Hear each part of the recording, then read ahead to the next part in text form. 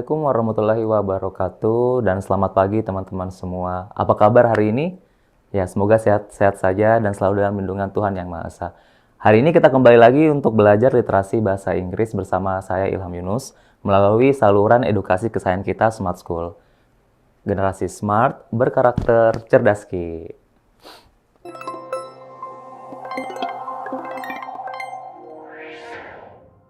Oke, nah seperti yang teman-teman ketahui, nanti kalau teman-teman menghadapi suatu bacaan ya, literasi bahasa Inggris, nah tayangannya itu pasti akan terdiri dari beberapa paragraf. Nah, seperti ini teman-teman. Ada sebuah bacaan, isinya itu ada 2 paragraf ya untuk slide ini. Nah, kita cek apakah hanya 2 paragraf saja.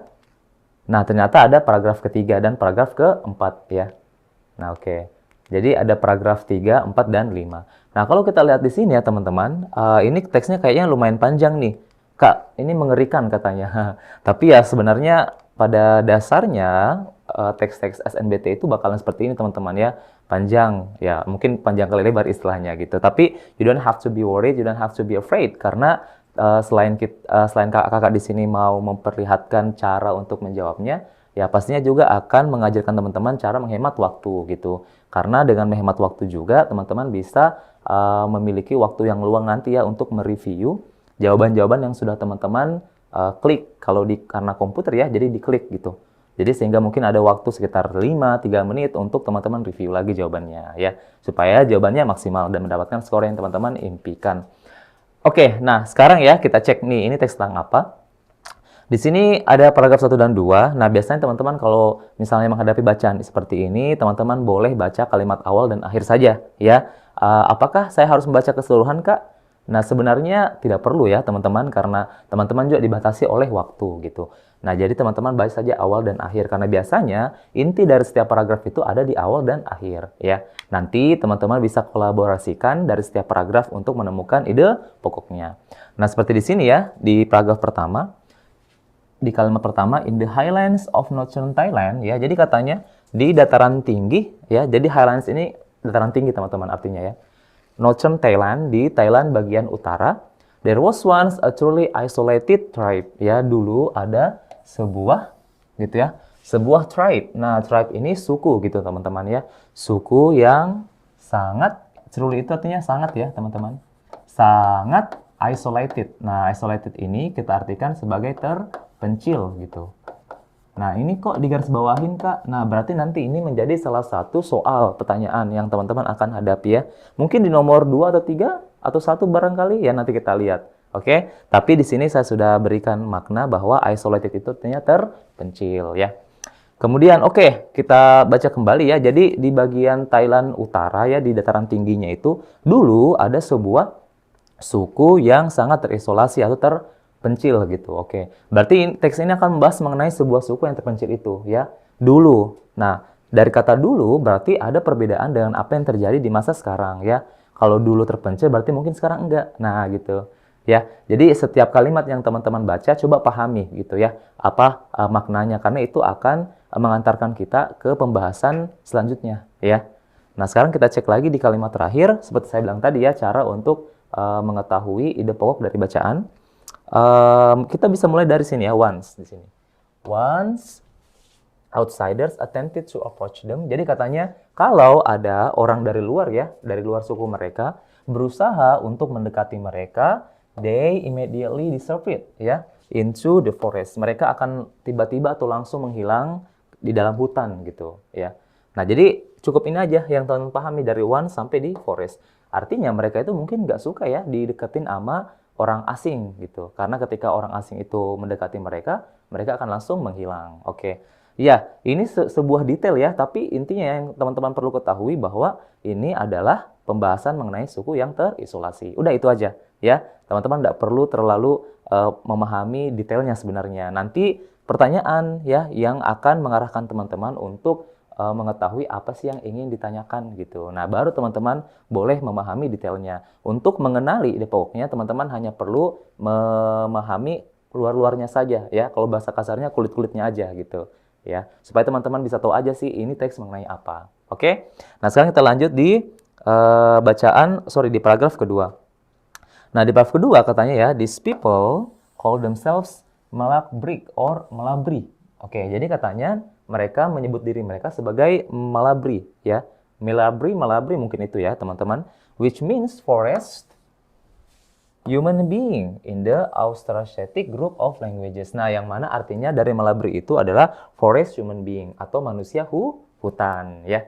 Itu. Oke, ini detail lagi nih tentang suku tersebut. Nah, setidaknya di sini kita sudah ketahui bahwa suku tersebut namanya Malabri. Kalau diartikan adalah manusia hutan. Oke. Nah, sekarang kita cek lagi kalimat terakhirnya. Mungkin kita bisa mulai dari sini ya, teman-teman. For many years, ya selama bertahun-tahun, jadi di Malabri ini, orang-orang hutan tersebut katanya ya, were scattered throughout the forest. Jadi mereka menyebar di seluruh hutan katanya, oke? Existing as nomadic hunter-gatherers ya, yang mana mereka sebagai pemburu nomadik. Nah, nomadik, ada kata nomadik.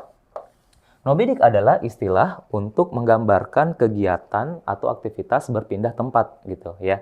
Jadi orang-orang ini mereka berpindah-pindah tempat kayak gitu teman-teman. Berburu dan mengumpulkan makanan di area hutan tersebut ya. Mereka berpencar. Makanya mereka disebut scattered. Nah, scattered ini artinya berpencar gitu teman-teman atau tersebar ya. Itu. Kemudian kita cek lagi, they hunted wild animals by spear and hand spade and gathered wild plants and fruits ya. Jadi katanya mereka berburu hewan hutan gitu ya. Jadi sudah jelas ya, ini seperti penjelasan dari hunter gatherers ya, bahwa mereka ini mengumpulkan makanan atau berburu hewan. Oke. Jadi apa sih inti dari paragraf kedua ini, Kak? Jadi paragraf kedua ini lebih membahas mengenai kegiatan tentang si Malabri ini ya. Khususnya di sini tentang bagaimana mereka mencari makanan. Tapi ya kembali lagi ini adalah detail tentang Malabri tadi ya. Nah, apakah ada info signifikan yang kita sudah dapatkan? Sebenarnya sudah ada ya, tapi sebenarnya tidak terlalu membandingkan dengan apa yang sudah ada dijelaskan di paragraf 1. Jadi mereka masih similar ideas ya. Artinya bahwa gagasan dari paragraf 1 dan 2 ini masih sangat erat gitu teman-teman, belum ada perbedaan ya yang mencolok. Jadi inti yang kita bisa dapatkan paragraf 1 dan 2 ini tentang apa itu masyarakat Malabri ya, yang dulunya katanya suku yang terpencil. Itu aja ya yang perlu kita ketahui untuk paragraf 1 dan 2. Nah, sekarang kita beralih ke paragraf ke-3 dan 4 ya, teman-teman. Nah, jadi di sini ada di paragraf 3, jadi due to their traditional substances through hunting and gathering. Jadi oleh karena katanya ya di sini. Nah, oleh karena kebiasaan berburu dan mengumpulkan makanan mereka yang sudah mereka lakukan selama bertahun-tahun, jadi orang-orang Malabri ini katanya sering dianggap sebagai fosil hidup gitu ya. Katanya dianggap fosil hidup gitu. Tapi katanya itu adalah pencirian yang tidak akurat katanya gitu ya. Nah, di sini kalau kita perhatikan, oke, ini seperti informasi baru nih bahwa mereka ini dianggap sebagai fosil yang hidup karena mungkin di zaman modern sekarang mereka masih melakukan apa yang dilakukan oleh manusia purba ya teman-teman ya, yaitu berburu dan mengumpulkan makanan seperti itu. Tapi sini ada bantahan bahwa characterization ini tidak akurat atau tidak tepat katanya gitu ya. Nah, oke. Ini penting nggak sih Kak kalau untuk saya ketahui? Ya mungkin ini penting ya teman-teman, tapi seperti yang tadi yang saya sudah ungkapkan bahwa sepertinya paragraf ketiga ini dia hanya memberikan detail ya tentang masyarakat Malabri. Oke. Jadi 1 2 3 ini sejauh ini kita bisa tangkap, kumpulkan informasinya tentang ide pokok bahwa yang ingin dibahas pada bacaan ini adalah ciri-ciri atau tentang karakteristik manusia purba itu ya. Yang dianggap manusia purba tadi ya, yang mana sekarang menjelma menjadi suku Malabri namanya tadi. Oke. So far sampai situ. Nah, sekarang kita masih punya paragraf 4 dan 5 ya. Apakah ada perbandingan? Karena biasanya perbandingan itu yang akan membuat ide pokok itu lebih nyata ya, lebih kelihatan. Oke, sekarang kita ke paragraf keempat teman-teman. Over 3 decades, jadi selama 3 dekade lebih ya. Oke. Significant social changes have taken place within the community as a result of large-scale deforestation gitu. Nah, sejauh ini yang kita bisa tangkap di sini ya, jadi selama 3 dekade ini, katanya 3 dekade itu berarti 30 tahunan ya, teman-teman. Significant social changes, jadi ada perubahan sosial yang sangat besar gitu, yang terjadi dalam masyarakat tersebut, masyarakat Malabri tadi ya, teman-teman ya. As a result of large-scale deforestation. Oke, sebagai dampak atau hasil pembalakan liar gitu yang sangat besar. Wah, makanya mungkin di awal tadi disebutkan bahwa dulu itu ada suku, dulu gitu ya, suku yang sangat terisolasi. Nah, makanya di awal paragraf itu ada kata dulu. Berarti sekarang sudah enggak ya. Nah, artinya memang ada terjadi sesuatu pada masyarakat tersebut. Nah, di sini disebutkan kehidupan sosialnya yang berubah gitu, ya. Sangat signifikan. Oleh karena adanya deforestation. Deforestation itu penggundulan, teman-teman. Artinya ya, yang sangat besar gitu. Which occurred at the end of World War II along with state-led policy that has been conducted since the mid-80s. Nah, ini detail yang panjang ya. Tapi teman-teman hanya perlu tahu saja bahwa ternyata mereka ini sudah tidak asing lagi ya. Mereka sudah tidak terpencil lagi karena sudah terjadi perubahan sosial akibat rumah mereka mengalami penebangan kayak gitu ya, teman-teman ya.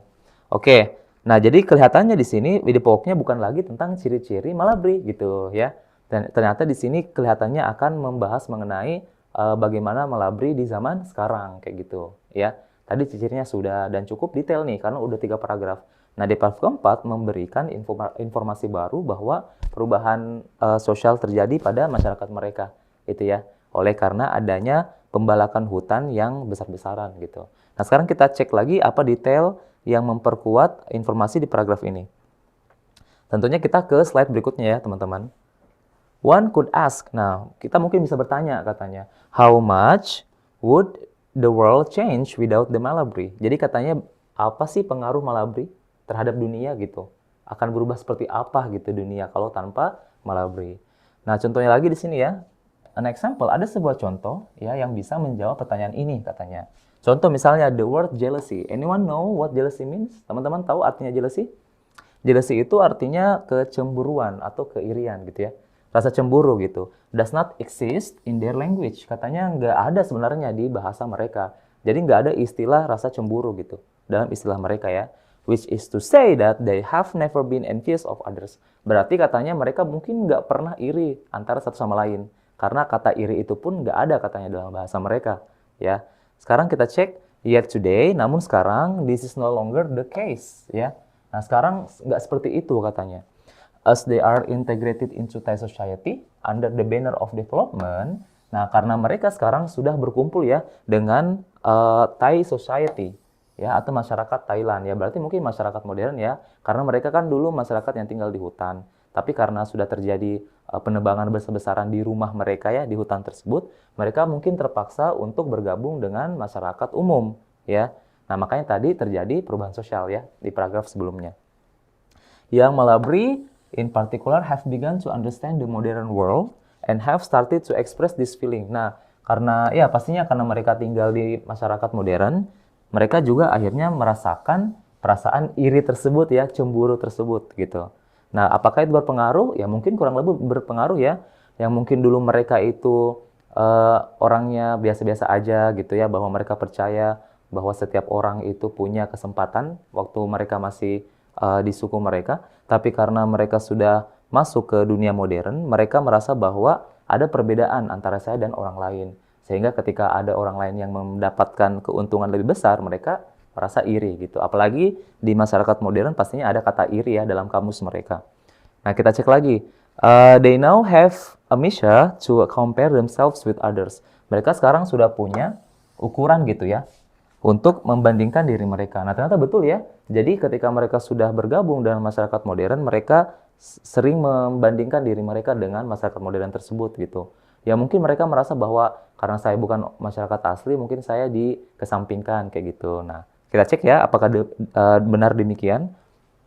Jadi katanya masyarakat Malabry ya khususnya yang youths itu artinya anak-anak mudanya, teman-teman, mereka merasa bahwa karena mereka ya disadvantaged ini merasa kayak tidak diuntungkan gitu ya atau dirugikan.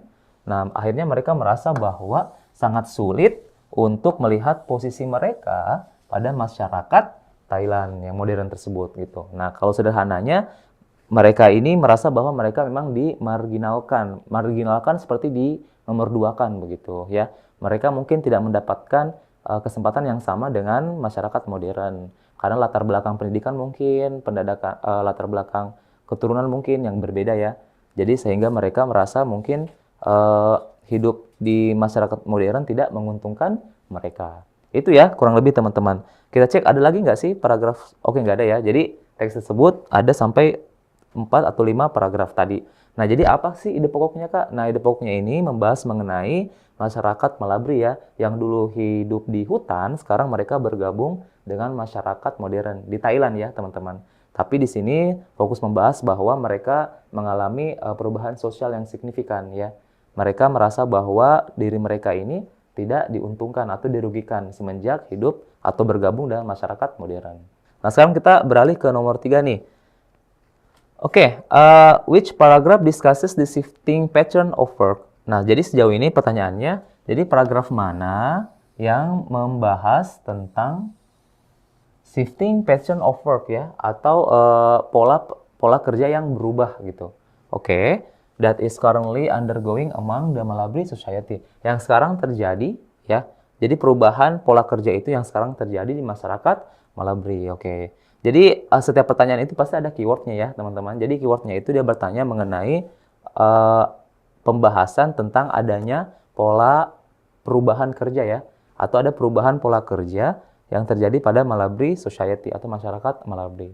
Oke.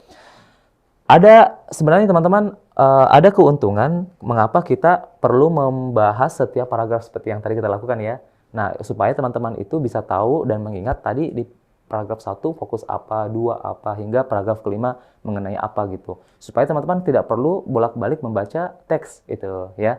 Oke, sekarang kita buktikan ya. Sekarang coba kita praktekkan apakah tadi yang kita sudah bahas itu memang nempel nggak di kepala teman-teman. Nah, yang pertama tadi, paragraf pertama itu masih perkenalan ya tentang masyarakat yang hidup di dalam hutan gitu. Yang disebut pi itu artinya hantu ya.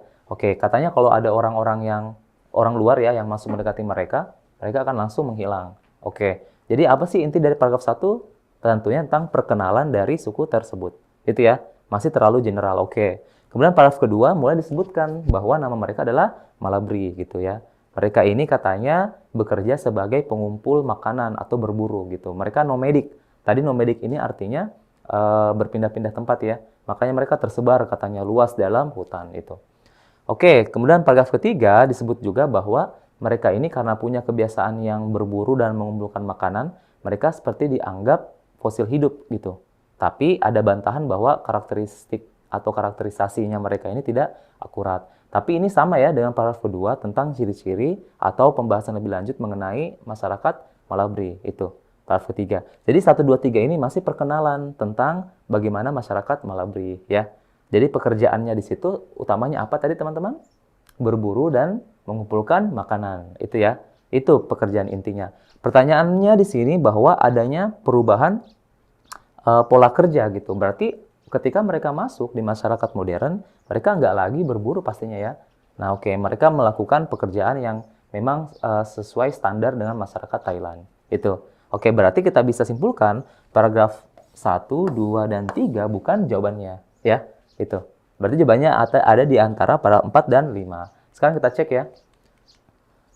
Oke, jadi di paragraf di sini ya, paragraf keempat. Jadi selama 3 dekade selanjutnya ada perubahan sosial ya yang terjadi pada masyarakat tersebut gitu.